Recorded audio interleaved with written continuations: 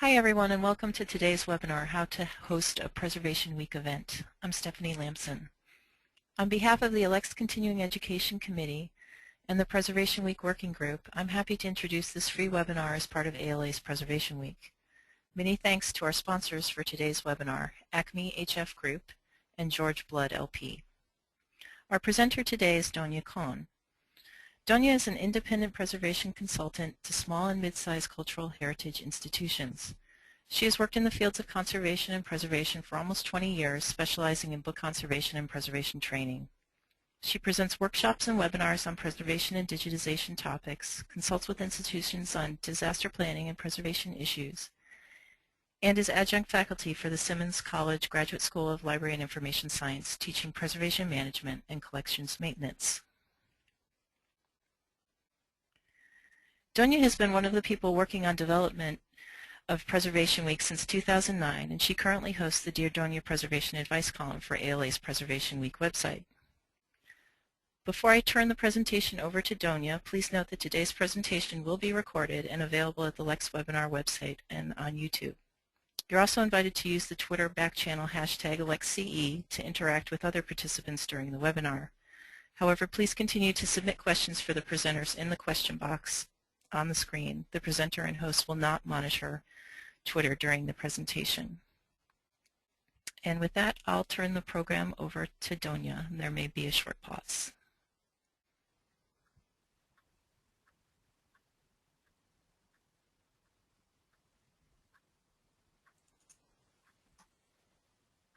Thank you, Stephanie. Hi, my name is Donia Conn, and as Stephanie said, I will be presenting the webinar today. I have just one thing to say, and that is I beg your forgiveness if I go silent every once in a while. I am fighting a cold, and so when I need to cough or sneeze, I'm going to be muting myself so that all of you don't have to listen to that. So don't worry, nothing is happening to your audio. I will be right back. So what we're going to do today is we're actually going to be talking about how we can think about developing a program for Preservation Week.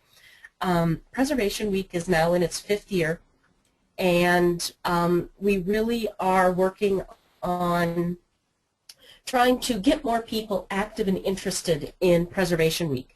And so one of the questions that I get when I've been working in the booth at ALA is just how people can come up with ideas for doing events for Preservation Week. So Preservation Week this year, if you don't already know it, is from April 27th to May 3rd.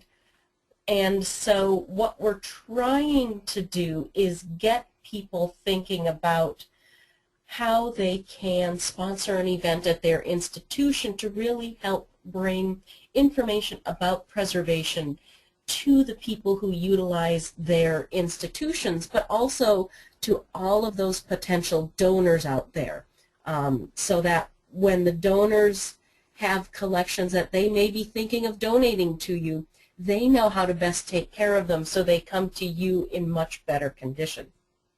So what are some of the things that we can think about? If you've never done a Preservation Week event before, start simply. You don't have to come up with the most elaborate program that you may be seeing out there.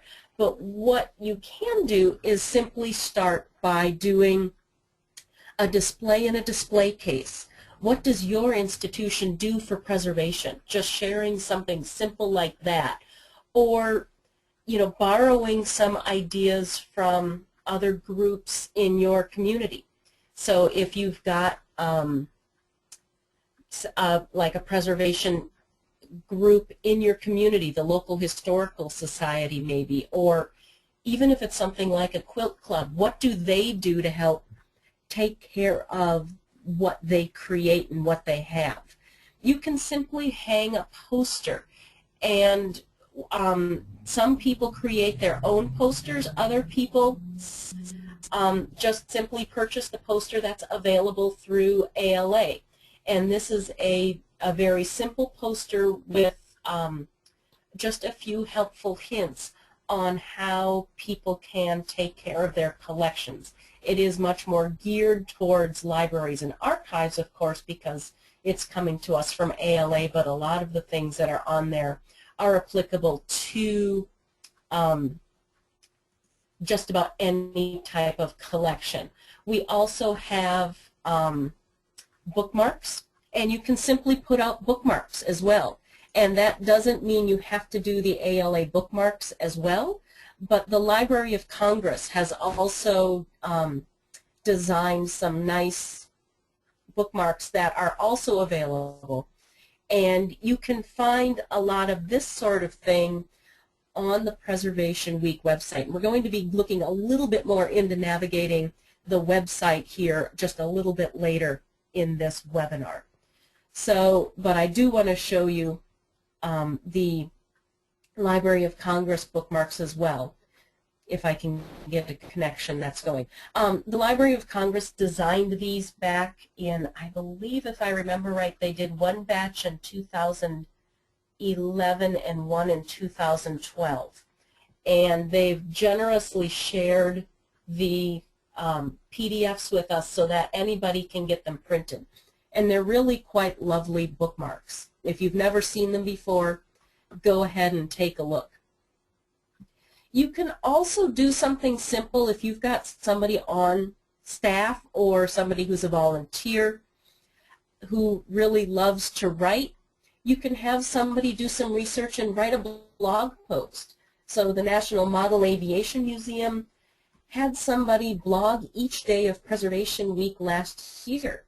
And so they basically simply did a series of helpful hints. So on the first day they talked about preserving stories.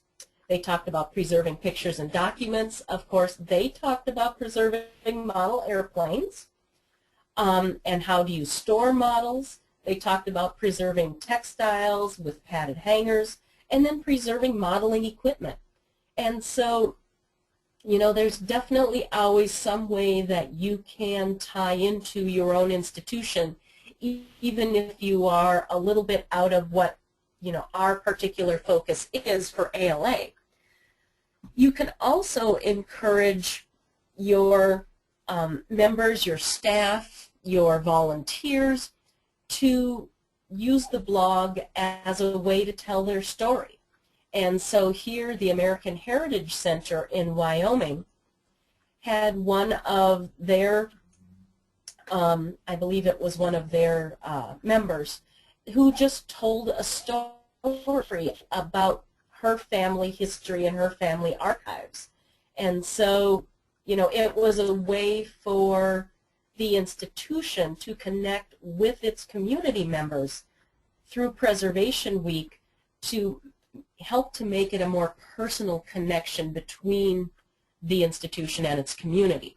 So these sorts of events and these sorts of activities, although they're fairly simple, are actually a great community building effort. And so you get a lot of benefit, not just in terms of Preservation Week, but all year round from closer connections with your community. You can also, of course, always tweet for Preservation Week. I know there are a lot of places that just do some Twitter feeds during Preservation Week, especially academic institutions where the students are in the middle of finals and it can be a little bit hectic. So just popping out some tweets has often worked. We ask that you use the hashtag PresWeek, PRESWK, so that we can retweet for you, because Preservation Week itself has a Twitter feed, and so we like to also retweet what our folks are doing so that more people can learn and share from what others are doing. You can always do Facebook posts. That's another really simple and easy way to just get an initial message out. And then finally, you can always just do a little video screening or screen one of the webinars that ALCTS does to your entire community.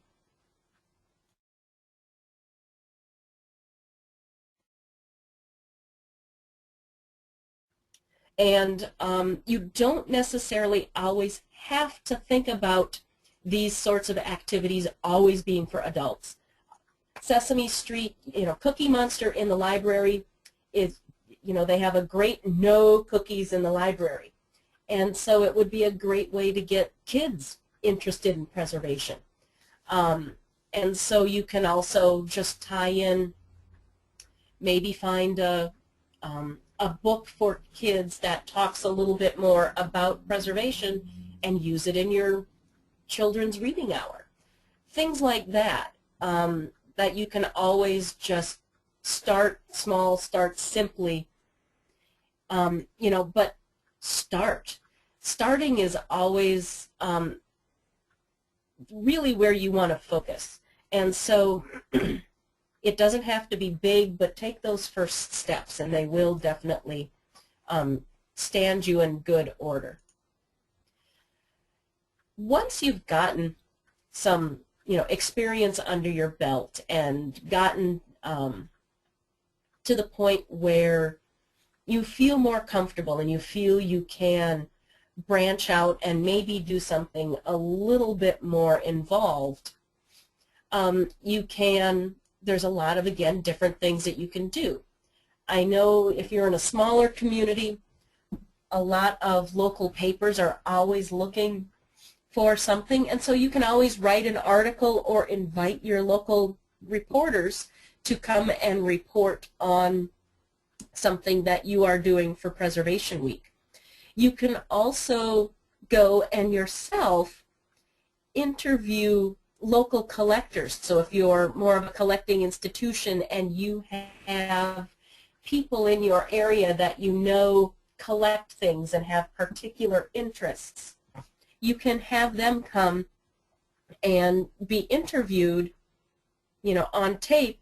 You can share these interviews on your website, and you can just collect a whole range of them. And again, it's not only helping to promote Preservation Week, but it's also building those connections with your community. You can always invite a speaker, and this is what a lot of people tend to do. And again, here is where the Preservation Week website can be very helpful for you, because on the Preservation Week website, under the Events Toolkit, we have a speaker locator. And so you can always go to the speaker locator page and find a speaker in your area. So you essentially go to the page and it brings up both the event map and the speaker locator in the same page. And so what you want to do is you're going to click on speakers, and it's going to walk you through the map of the United States. So I'm sorry for you folks who are kind of in that middle western area. You're not quite in the Midwest, and you're not quite on the West Coast. We don't have a lot of speakers out there. We keep trying to get more. So if you know somebody, encourage them to sign up. But this is a way that you can begin to find speakers for your events. And just because there's not anybody in your area doesn't mean you can't get somebody. I know that there are a lot of people who are in that big East Coast cluster that aren't necessarily natives of the East Coast, but are more native to those big blank areas.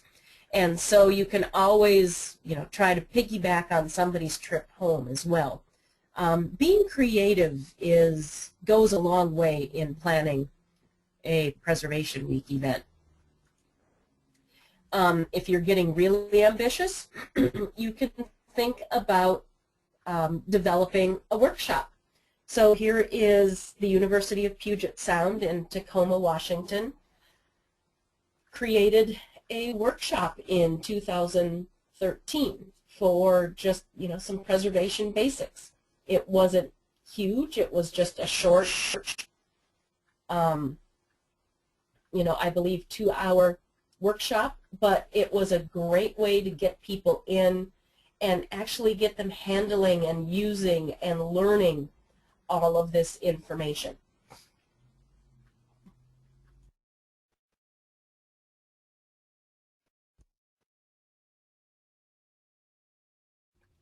So, and again, you can tailor it to your type of institution. So this, of course, was for an archive, but if you're a museum, you can do a workshop on storing textiles. If you're, if you're a railway museum, you can give people lessons on how to determine the best color of paint if you're restoring your model or your trolley. All sorts of things you can do. If you want to do something akin to a workshop, but you don't want everybody doing something, think of just setting up a table with demonstrations. So the University of Iowa Iowa State. I'm always getting those two mixed up, and I know somebody eventually from Iowa State will come and reprimand me, and Nancy Kraft will probably reprimand me as well for getting them mixed up. Just have some of your people, if you've got a preservation team, just set up in the lobby and demonstrate. It's amazing how interested people are to just come and see what you do. Even if it's something so simple as just sitting and sewing pamphlets, it's amazing how interested people are and how much they want to come and see and ask questions about.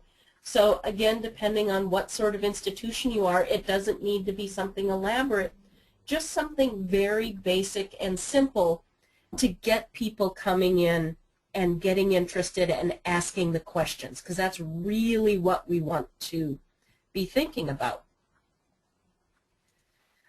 And then finally, if you're more of a public library and you are trying to think about, well, what can I do to, oh, and no, that's right, that's a PDF. I keep forgetting these things.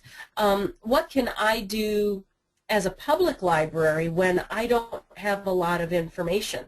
Well, one thing that you can do is get your local book group that may meet at the library to read a preservation-related book. And if you go to, when you have the slides, there is a PDF of all of these slides. The book group will link to a list of preservation-related books. So the book group can select a book and read it and discuss it that will actually have preservation topics in there.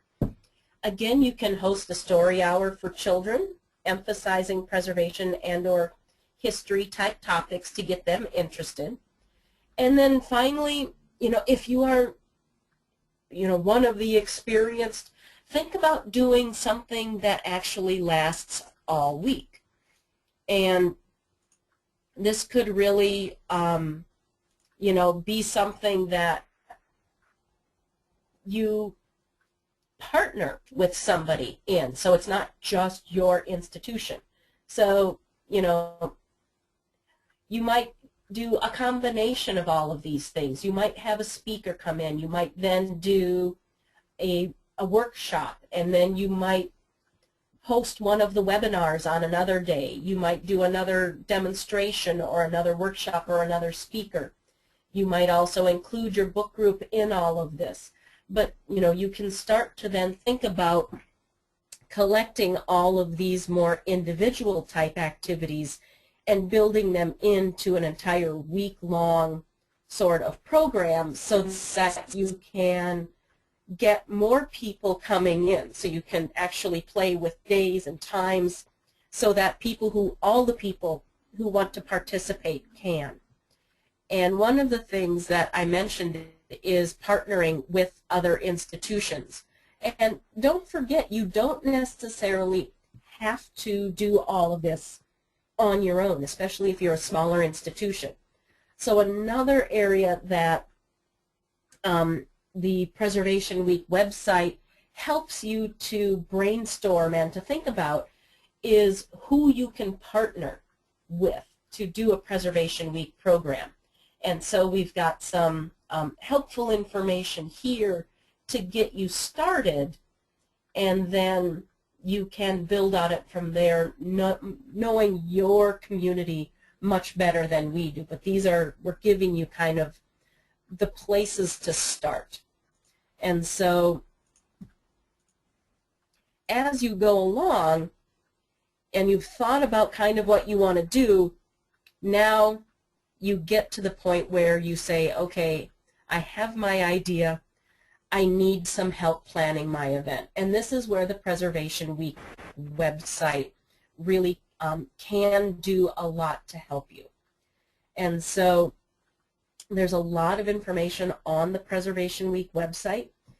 And so what I want to focus on today is the event toolkit, because this is really where we get all of the information that you may need to plan your event together in one spot to make it easier for you.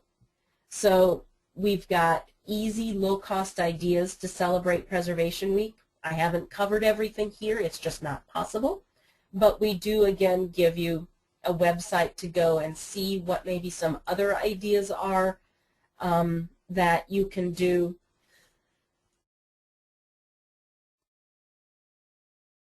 To come up with, ideas for your institution.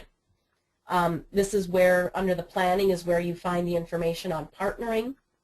And again, we give you ideas to do programming throughout the year. So if you don't want to, or if you can't focus on Preservation Week because it doesn't fit with your community's timeline, it doesn't fit with your academic semesters, which is what happens a lot.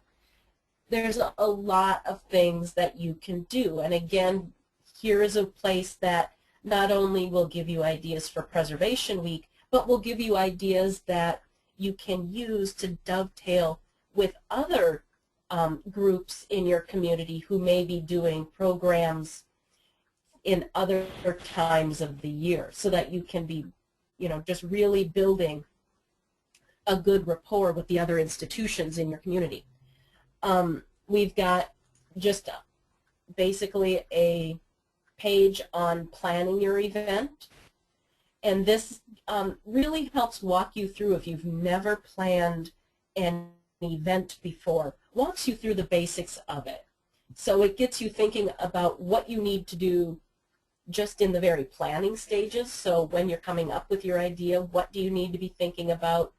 Gives you gets you thinking about a checklist and a timetable and, heaven forbid, a budget.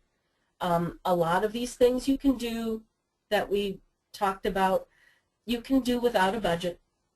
The beauty is if you've got a place that you're already able to,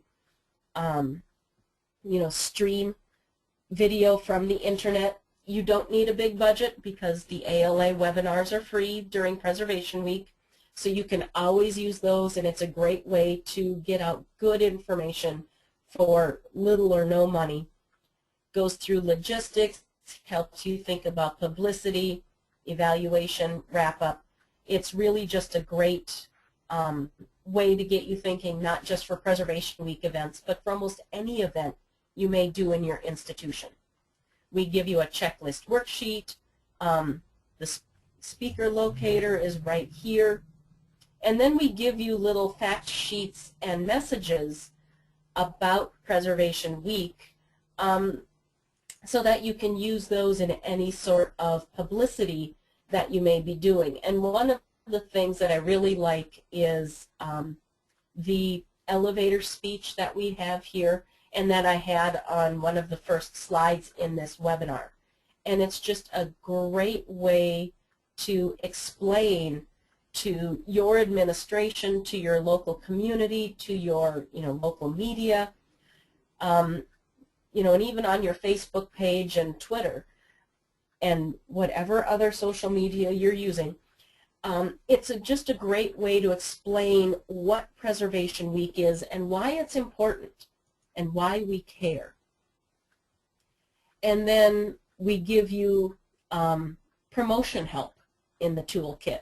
So we give you a press kit and publicity tools. We have the event map, which is that speaker locator dual use, so that you can promote your event that way as well. And again, lots of helpful information. So If you want to show a video, we've got videos on preservation that we're already linked to right here. We've got flyers, we've got bookmarks, we've got preservation tips business cards. Again, some more posters and bookmarks, logos. So everything you may need to build something interesting is all right here and easy to hand. And so we have tried to make the planning of your event as easy as possible. And so we also, again, are trying to give you spaces where you can share what you've done and to show people what you've done. And so here are a couple of really good examples of what's been done by other institutions for Preservation Week.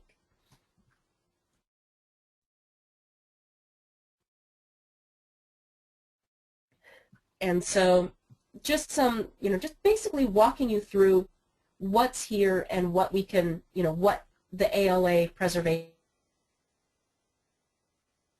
do for you while you're planning your event. So you can also go and look for the past Preservation Week websites on the ALCTS page, and under the ALCTS Preservation Week Pass It On webinars and events, you can get to all of the free webinars from this year. So here you can see how to host a Preservation Week today. But then also what we're doing this year is preserving family archives and preserving scrapbooks. But then if you remembered somebody did a great webinar on mold,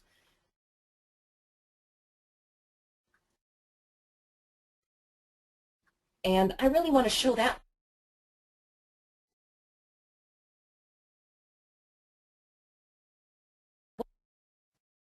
Sorry about that. You can always come to this webinars and events page for Preservation Week, and all of our past webinars are here and available for you to continue screening. And so that's another good option if you wanted to screen something but none of the preservation webinar links that we gave you earlier were something that you wanted to do.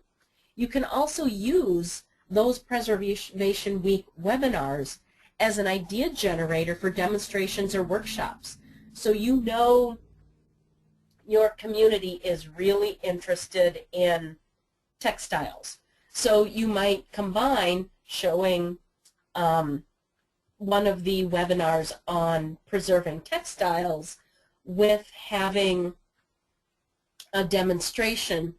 If you've got, maybe quilters or somebody around, they can come in and do a demonstration on how those, old historic family quilts were created and show the different patterns and blocks and things like that. So it might be a way that you can start small, but then use that to build to a larger program.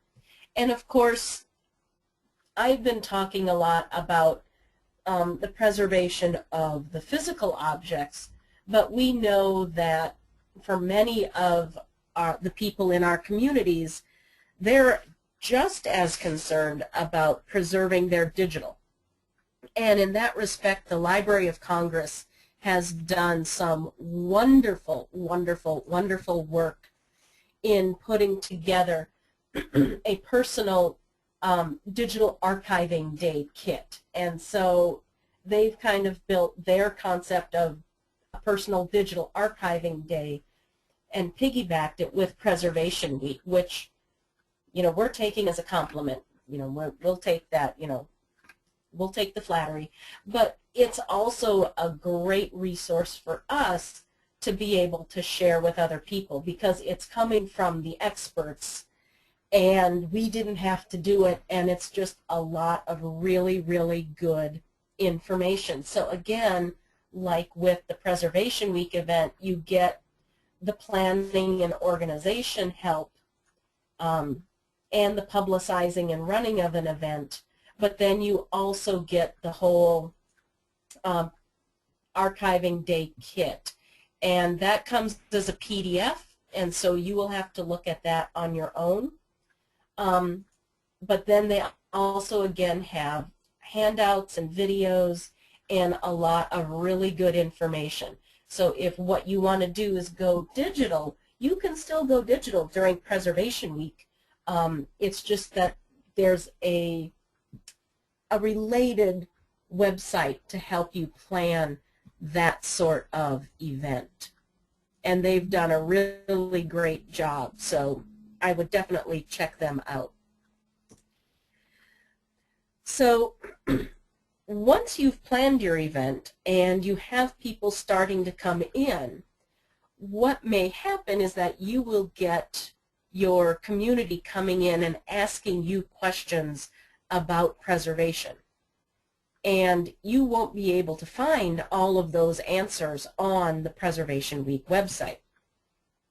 What we have done for Preservation Week is taken the ALA Preservation Week site as the planning and preparation area for institutions. For the general public, we have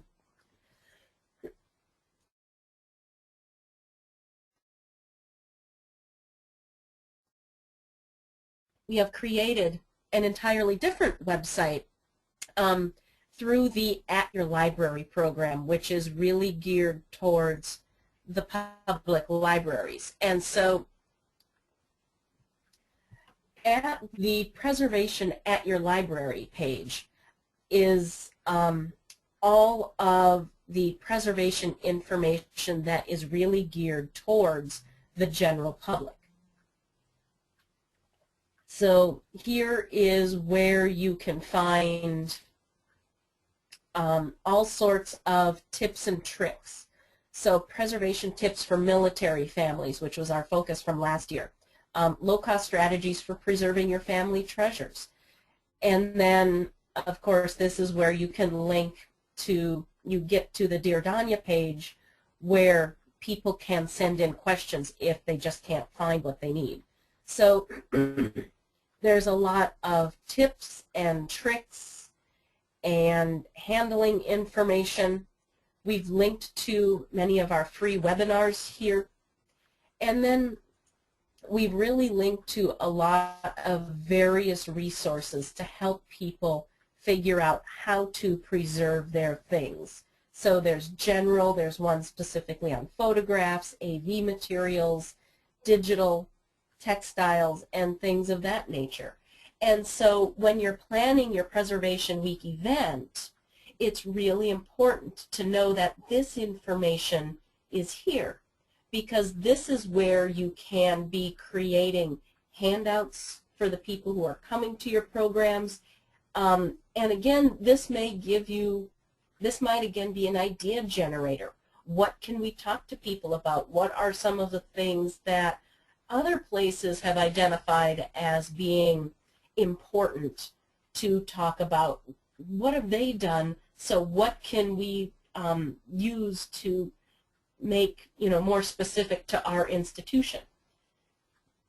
There's information on disaster recovery, because a lot of times people don't think about preserving their family collections until something has happened and they need to try to salvage them rather than preserve them. And then we've also got information broken down for families and then also for kids, because it's starting kids young is a great way to get them thinking about things early. And so, and these are what they learn when they're young will stick with them for years. And again, just because it's near and dear to my heart, please make sure that your community knows if they do have questions, and if you don't know how to answer them, they can always send in a question to me. I have a hard time saying send in a question to Dear Donia, being Donia. So you know, there's a lot of really good resources on the Preservation at Your Library page that can really help people out during not only the planning of your program and the execution of your program, but throughout the entire year.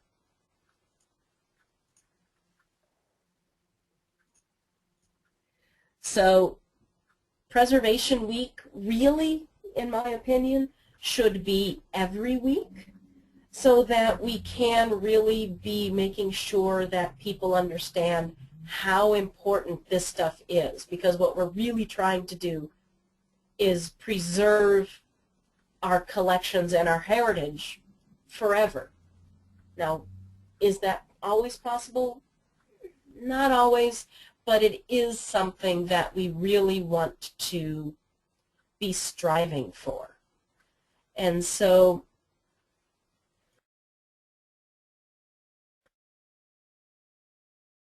because I am rapidly losing my voice here, I want to open this up to questions that anybody has. And actually what I also want to ask is, you know, if you are planning an event, maybe if there's a way, I would love to see if you would be willing to share some of your ideas with the rest of the group as well. You know, so if you want to send a chat about maybe what you're doing throughout Preservation Week or what you're thinking of doing, or if you have any questions about what I've kind of flown through right now, or if you know you have an idea for a program and you're not sure quite how to get it to work, I am more than happy to take any questions, either now or later on. I'd be happy to answer any questions later as well.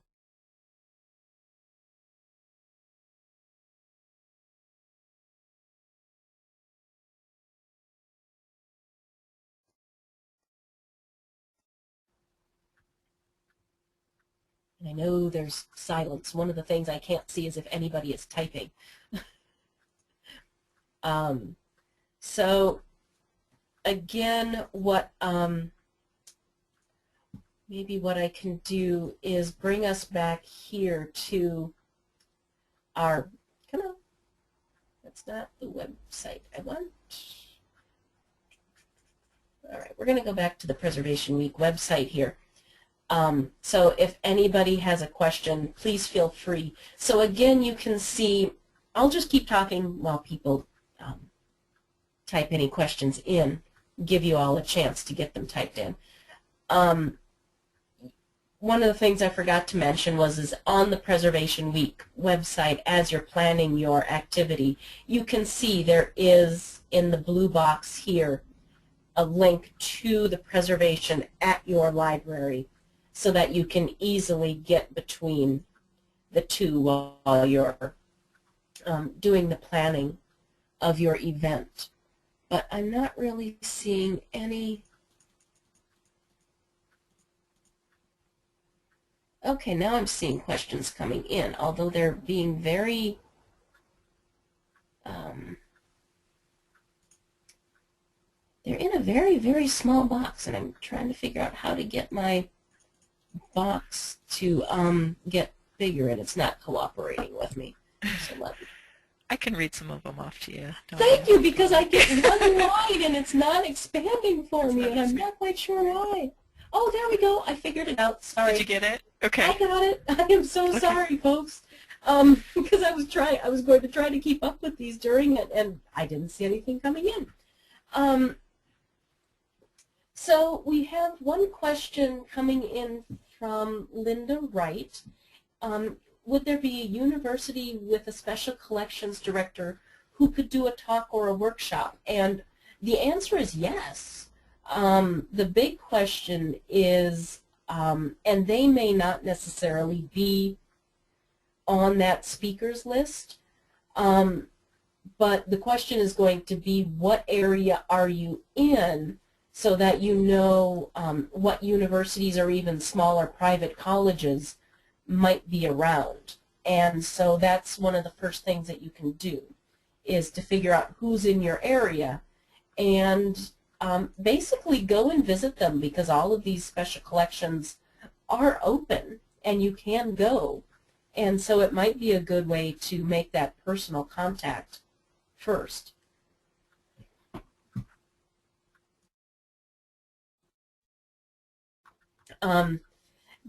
Jessica in Boston says that the Congregational Library is planning a small event. We're going to talk about photos and albums, which is a great topic to talk about because everybody has family photographs, especially as this younger generation that's really growing up with only digital photos. They're not going to have the foggiest idea about what some of these old photographic processes are and how to really preserve them. So it's a great topic. You know, just photos and albums is a great place to start because everybody has some of that. Craig is thinking about doing something with obsolete media and showing how important it is to update media formats. Oh yes. Every time I think about obsolete media, I think about the movie Men in Black. And Tommy Lee Jones's character is showing Will Smith's character, you know, the newest audio media, and his comment is, I guess I'm going to have to buy another White Album. So you think about all of, you know, from the Beatles, what, you know, they were on vinyl and then cassette and 8-track and, you know, CD and heaven only MP3 now, what's going to be next? So obsolete media is a great way to get people engaged, because it doesn't matter what era you're from, there's going to be obsolete media of some ilk. Somebody wanted to know if we could advise to create several activities, considering the different types of people that might visit the museum.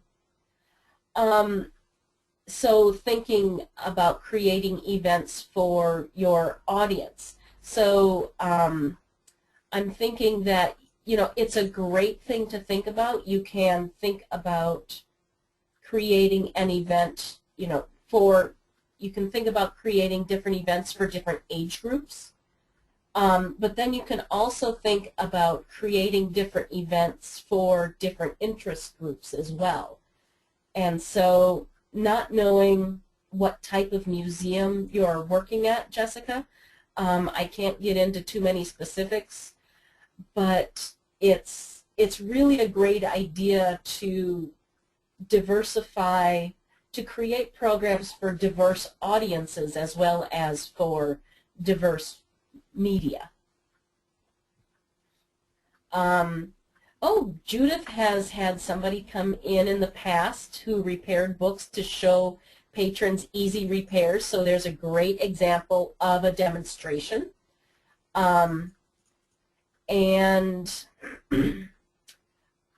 Which systems are used in preservation, so you can have people doing demonstrations on the repair, but you can also have somebody set up doing demonstrations on how your institution digitizes collections.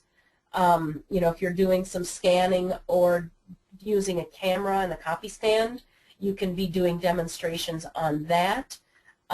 Sometimes it's hard to show some of the activities that we do because it may be difficult for people of a sensitive nature. So, you know, one of the things, I was always considered the bug and mold girl when I worked at NEDCC. So I have a very, you know, personal interest in pest management, but most people would not like to see the lineup of sticky traps and all of the different bugs that could be eating their collections. So, you know, think about your audience.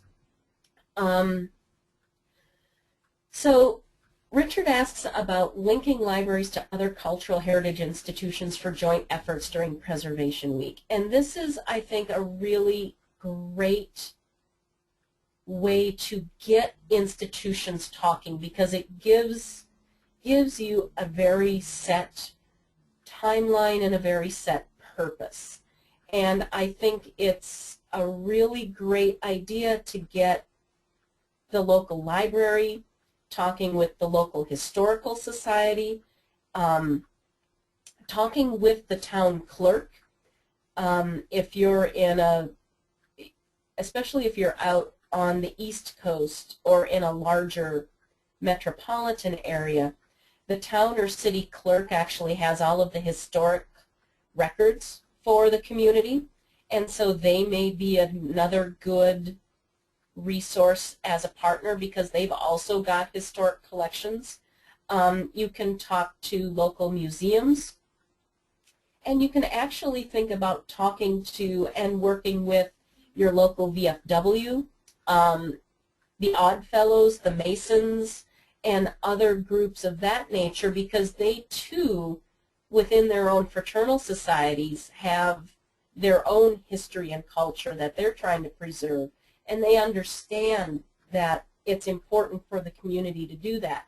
So you don't have to necessarily just think libraries linking with libraries, archives linking with archives, etc., but also think about broadening your spectrum to bring in some of these other interest groups. Maybe there's an antiques collecting group in your community that might be interested in doing it.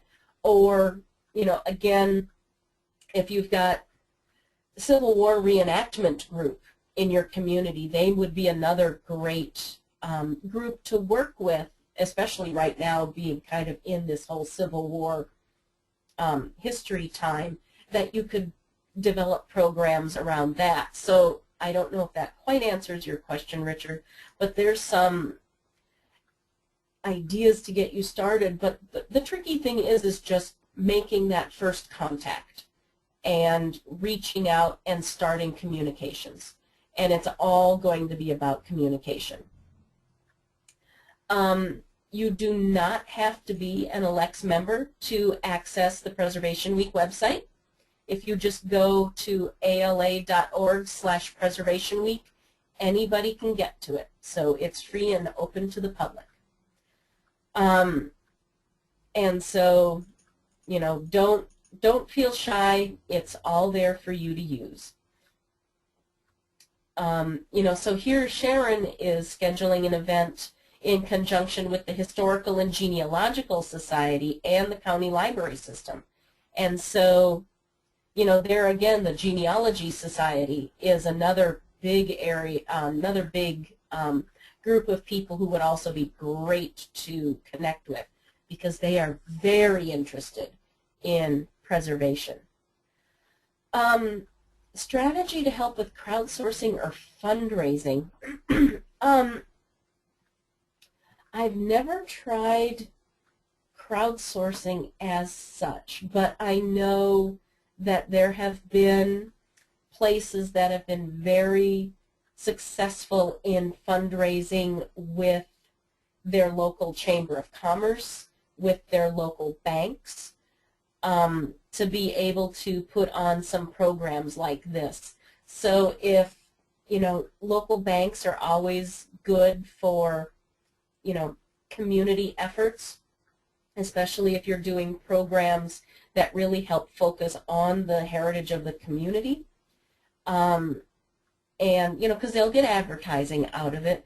And then if you have any businesses in the local area that may be more specific to preservation type activities. So, you know, a lot of the activities that we do here for ALA during Preservation Week, we have funders as well. And so it's finding the right people, and it's not something that's necessarily going to happen overnight.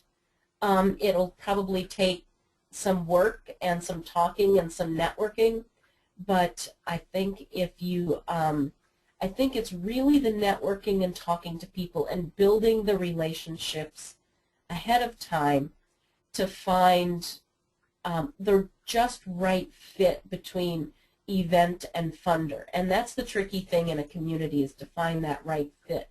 But it is possible, and that's one of the other avenues that I would like to see us exploring on the Preservation Week Toolkit, but it's really difficult to give any sort of specifics on that for the entire country because every community is so unique in that respect.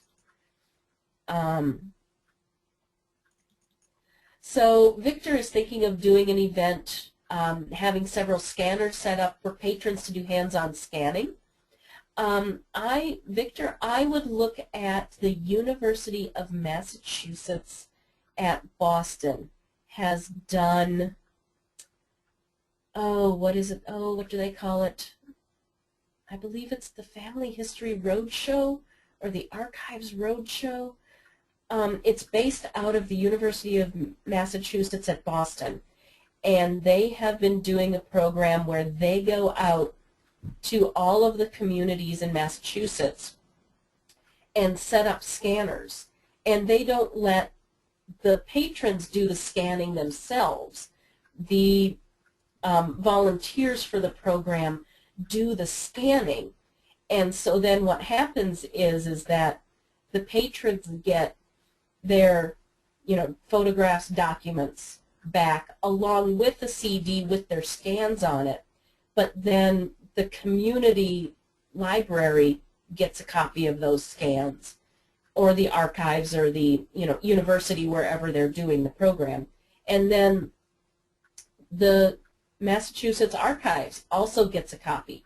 And while they're doing the scanning, the people are collecting essentially all of the metadata for the photos and the documents being scanned. So they're essentially not only collecting the stuff, they're collecting the stories that go with the stuff. And so that might be, instead of just having people scanning willy-nilly, you might be trying something a little more coordinated where you not only collect the photos, but you collect the stories. Because a lot of times photos can say a lot, but there's a lot that's not said too. So has there been anything done to help train museum, libraries, and archives staff during this week? That's actually something you can use Preservation Week as your own trigger for in-house staff training, and that's a perfectly viable activity as well, because if your staff isn't knowledgeable, you can't be preserving your own stuff. And so you can get creative during Preservation Week. There's nobody that's going to come around and say, oh, you're only doing these activities for staff. We can't have that. No, I mean, that's just as important as informing the general public as well. Brown has a conservator from NEDCC coming to talk about the process of the conservation of a manuscript that they had set up. So what a great idea.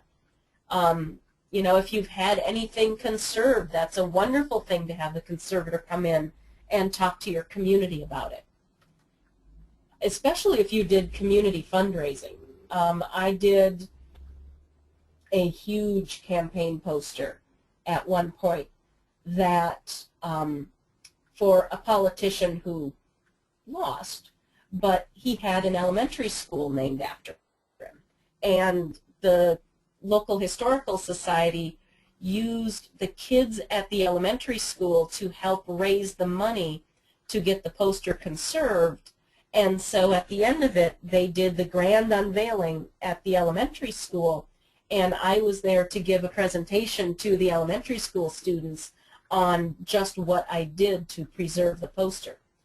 So, it's, again, it can be a great way to give you that anchor for a program. How to locate floor display panels for a presentation. There are a lot of stores that have vitrines. It's what we call the floor display panels, in boxes. And there may be local stores in your community who aren't using all of their vitrines at any one given time. And so it may be that they would be willing to loan them to you. There's also a lot of times that businesses are looking to upgrade what they've got, and they'd be willing to sell some of them for not a lot of money. So it may be there again, it's your way to get out and talk to some of these places to see what they may have. Jewelers might be a good example, and so you can go and see what they may have.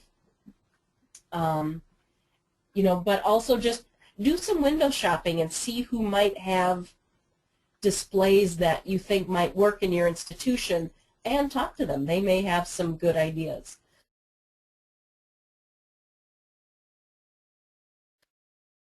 Okay, so we have somebody hoping to get the children's library staff on board, including a visit from a book doctor. That would be fabulous, because the book doctor can show the kids not only how to fix the books, but also how to handle them correctly.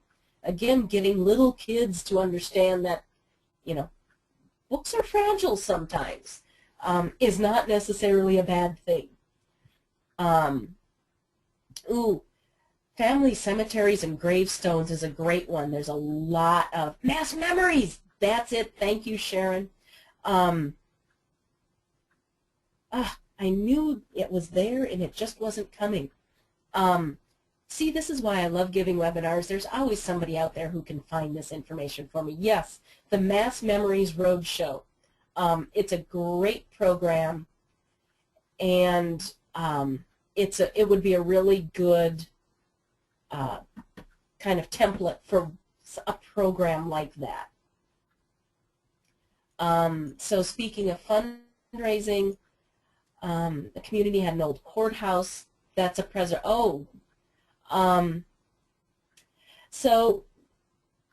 with lead and mold and asbestos, Preservation Week, as we're talking about it, probably hasn't done a lot in terms of that, but there is an entirely separate Historic Preservation Week.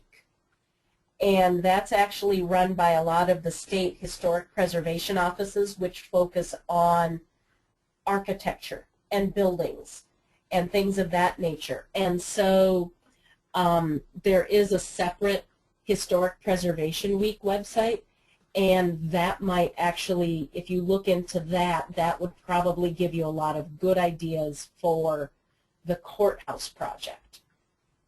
Not to say you couldn't do something during Preservation Week if you still had some of the old blueprints or photographs and stuff of the courthouse to get people interested, and that might help doing something like that using the, the historic documents related to the courthouse might be a great way, again, to raise awareness and funds. And might help, to bring the old courthouse back to life. So, the Cookie Monster No Cookies in the Library is actually a YouTube video. And there's a couple of other Cookie Monster in the Library kind of videos on there. So, there would be some good ideas. But I'm seeing that it's almost 3 o'clock.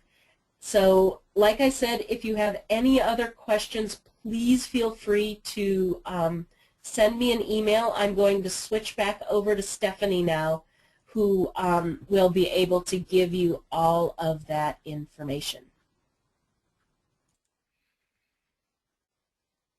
Thanks, Donia. That was great. A really good introduction to all the Preservation Week website resources and a lot of great ideas for Preservation Week too. So I hope everyone will be able to use some of those when they plan their own Preservation Week events this year. So thank you again to our sponsors of today's webinars, Acme HF Group and George Blood LP. And also thank you to Catherine for her technical assistance today.